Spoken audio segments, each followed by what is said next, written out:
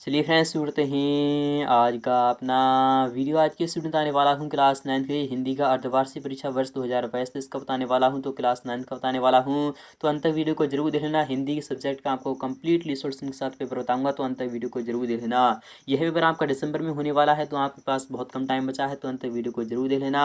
आप यहाँ पर देखते हैं कि अर्धवार्षिक परीक्षा वर्ष 2022 इसका है, क्लास 9 का रहने वाला है और विषय आपका हिंदी का रहने वाला है। समय आपके पास 3 घंटे का रहने वाला है और पूर्णांक आप सभी देख सकते हैं कि 75 मार्क्स का आपका पेपर होगा।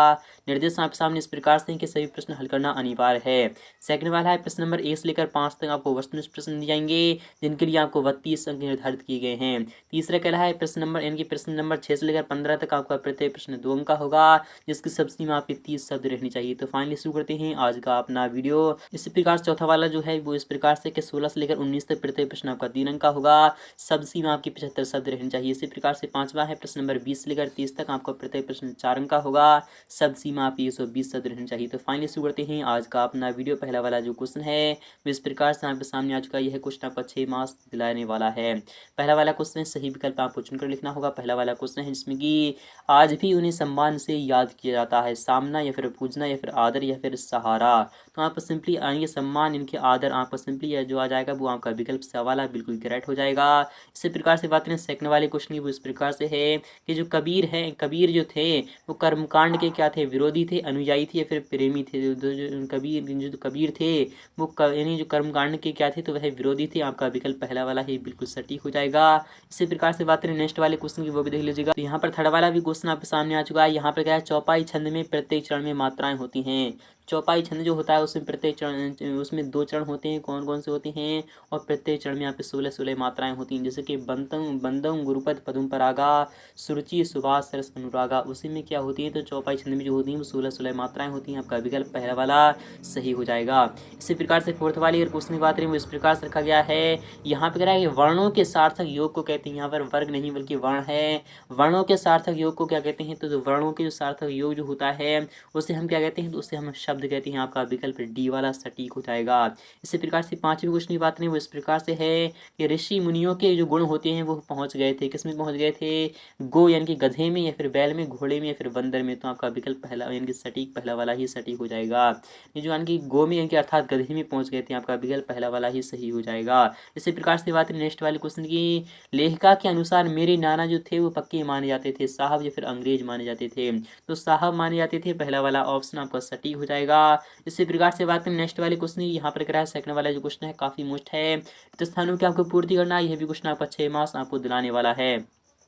कितने मार्क्स दिलाने वाला है, तो 6 मार्क्स दिलाने वाला है। आप यहाँ पर अच्छे प्रकार से दे सकते हैं। यहाँ पर यह क्वेश्चन क्या कह रहा है आप यहाँ पर दे सकते हैं। यहाँ पर यह क्वेश्चन क्या कह रहा है आप देख लीजिएगा। यहाँ पर कह रहा है स्थानों की आपको पूर्ति करना है, सही विकल्प आपको चुनकर लिखना होगा। इसमें कि पहला वाला क्वेश्चन है कि छत चढ़ने के लिए डेडस चाहिए, तो जीना या फिर जीना चाहिए। तो जीना के क्या चाहिए, तो जीना चाहिए, इनके विकल्प आपका सटीक हो जाएगा सेकंड वाला, यानी कि दोनों ही विकल्प सही है, यानी कि सही होने वाली हैं।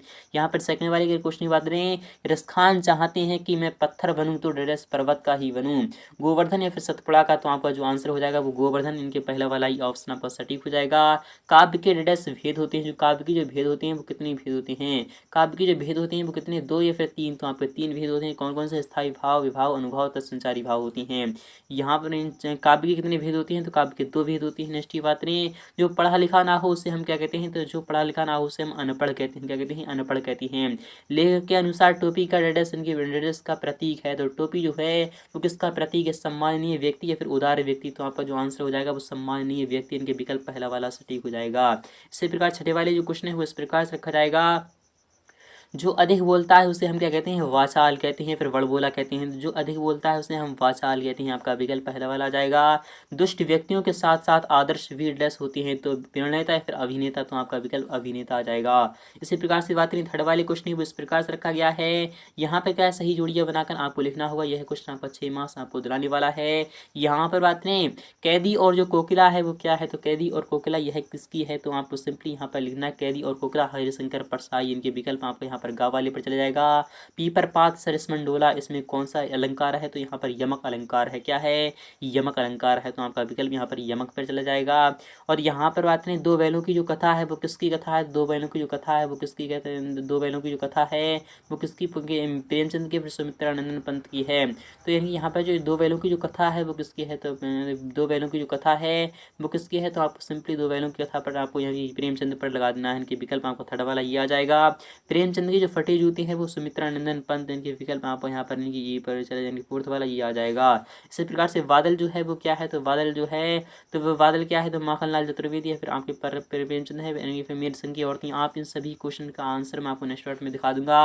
इसी प्रकार से बात नेक्स्ट वाले क्वेश्चन यहाँ पे कह रहा है मेरे संग की औरतें डेडस। तो आपको सिंपली यहाँ पर क्या लिखना है? तो आपको जो घन और उपमा यह क्या है? तो आप यहाँ पर देख लीजिएगा, मेरे संग की औरतें जो है वो आपको सिंपली देख लेना है। यहाँ पर फोर्थ वाले क्वेश्चन की बात करें, सत्य सत्य बताना है आपको, ट्रू फॉल्स बताना होगा। पहला वाला क्वेश्चन, रसखान गोकुल में जन्म लेना चाहते थे, तो आपका यह सत्य है। तो आपका बिल्कुल सत्य है, गोकुल यानी कि क्या इसमें पाए जाते हैं? यानी कि गोवर्धन में। नेक्स्ट की बात नहीं, खंडकाव्य की कथा वस्तु विस्तृत होती है। तो खंडकाव्य जो होता है उसकी तो कथा वस्तु होती है विस्तृत, नहीं लघु होती है। आपका यह क्या हो जाएगा? और रॉन्ग हो जाएगा। प्रेमचंद के यानी प्रेमचंद के जूते फटे थे, तो आपको यह क्या हो जाएगा? बिल्कुल सटीक हो जाएगा। मोटाई शब्द में ई प्रत्यय जुड़ा है, यानी मोटाई शब्द में प्रत्यय जो होता है वो बाद में, उपसर्ग पहले होता है। तो मोटा प्लस इनके ई इनके मोटा ई यानी मोटा इनके विकल्प आपका यह भी सत्य हो जाएगा। लोकोक्ति का अर्थ होता है लोक में प्रचलित उक्ति, यानी लोक में प्रचलित, इनकी बिल्कुल सटीक हो जाएगा। नानी के मन में स्वयं की आज़ादी के प्रति जुनून था, तो आपका ये भी सटीक हो जाएगा। तो आई होप आप समझ में आ रहा होगा। पांचवें क्वेश्चन की बात नहीं, यहाँ पे कह रहा है एक वाक्य में उत्तर देना होगा। पहला वाला क्वेश्चन है कैदियों के हाथ में क्या होता है? तो कैदियों के जो हाथ होती हैं उसमें हथकड़ियाँ होती है। क्या होती हैं? तो हथकड़ियाँ। आपको सिंपली यहाँ पर क्या लगा देना है? तो हथकड़ियाँ लगा देना है। तो जो आपका आंसर हो जाएगा वो क्या हो जाएगा? तो हथकड़ियाँ हो जाएगा। वर्गों की बार बार आवृत्ति होने पर कौन सा अलंकार होता है? जब वर्णों की जो वर्ग होता है उस जब बार बार आवृत्ति होती है इनकी, तो उसमें कौन सा अलंकार होता है? अनुप्रास होता है, या फिर आपको सिंपली यहाँ पर क्या लगा देना है? अनुप्रास लगा देना है। क्या लगा देना है? अनुप्रास अलंकार लगा देना है। इसी प्रकार से बात करें, लेखक के अनुसार प्रेमचंद किसके साथ फोटो खिंचवा रहे थे? तो आपको ये लिखना है, आपको विकल्प ये है, क्या लिखना है? आपको कमेंट सेक्शन में लिख देना है। महाकाव्य में कम से कम कितने सर्ग होते हैं? तो 7 होते हैं। फिर आपके 2 होते हैं, 3 होते हैं, आपको वो लिखना है। कबीर की प्रमुख रचना कौन सी है? तो कबीर की जो प्रमुख रचना है वो कौन सी है? आपको प्रमुख रचना के बारे में बताना है। यदि आपको इन सभी का सॉल्यूशन चाहिए तो आपको कमेंट सेक्शन में लिखना है। फुल्ली सॉल्यूशन आपको सभी का फुल्ली सॉल्यूशन प्रोवाइड करा दूंगा। इसी प्रकार छठे वाले की बात नहीं, अन्य भाषाओं के संपर्क के कारण हिंदी में आने वाले शब्द क्या कहलाते हैं? अन्य भाषाओं के संपर्क में आने के कारण आपको बताना है। लेखिका मृदुला गर्ग ने अपनी नानी को क्यों नहीं देखा था? क्योंकि वह स्वर्ग से धार गई थी। यहाँ पर आते हैं छठे वाले क्वेश्चन की, कि कबीर स्थान पशु पक्षी और पहाड़ के रूप में श्री कृष्ण का सानिध्य क्यों प्राप्त करना चाहते हैं? आपको बताना है। अथवा वाला जो क्वेश्चन है वो इस प्रकार से, कवि को कोयल से ईर्ष्या क्यों हो रही? आपको बताना है। पद्य साहित्य के इतिहास को कितने काल में विभाजित किया गया है?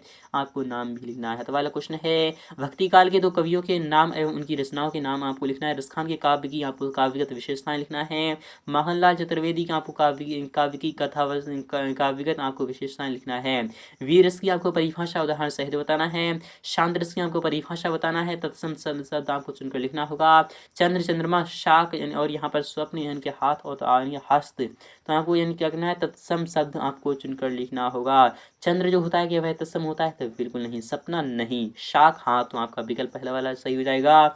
और यहाँ पर स्वप्न है तो आपको यह भी सटीक है। हाथ नहीं हस्त होता है, तो आप ये और ये तीनों ही सटीक हो जाएंगे। मूल शब्दों के बाद में दिए गए पद्यांश जोड़कर आपको शब्द बनाकर लिखना होगा। सम्मान प्लस इत सम्मानित, जो आपका आंसर हो जाएगा वो क्या हो जाएगा? तो सम्मानित हो जाएगा। क्या हो जाएगा? तो आपका आंसर क्या हो जाएगा? सम्मानित हो जाएगा। और गरीब और फिर प्लस ई, तो गरीबी क्या हो जाएगा? तो आपको सिंपली यहाँ पर क्या लिखना है? तो गरीबी लिखना है। क्या लिखना है? गरीबी लिखना है। इसी प्रकार से बात नेक्स्ट वाले क्वेश्चन वो इस प्रकार से है कि लकड़ प्लस हारा, तो लकड़हारा हो जाएगा। क्या हो जाएगा? तो लकड़हारा हो जाएगा। क्या हो जाएगा? लकड़हारा, यानी क्या हो जाएगा? लकड़हारा आपका आंसर हो जाएगा। कड़वा प्लस आहट यानी कड़वाहट, जो आपका आंसर हो जाएगा वो क्या हो जाएगा? कड़वाहट हो जाएगा। इसी प्रकार से बात नेक्स्ट वाले क्वेश्चन की, छोटी बच्ची को इसी प्रकार से बात करें फोर्थ यानी क्वेश्चन 11 की, छोटी बच्ची को बैलों के प्रति प्रेम क्यों उमड़ आया, आपको बताना है। वाला क्वेश्चन है, आज की उपभोक्तावादी संस्कृति हमारे दैनिक जीवन को किस प्रकार प्रभावित कर रही, आपको बताना है। नाटक एवं एकांकी में आपको 2 अंतर बताना होगा।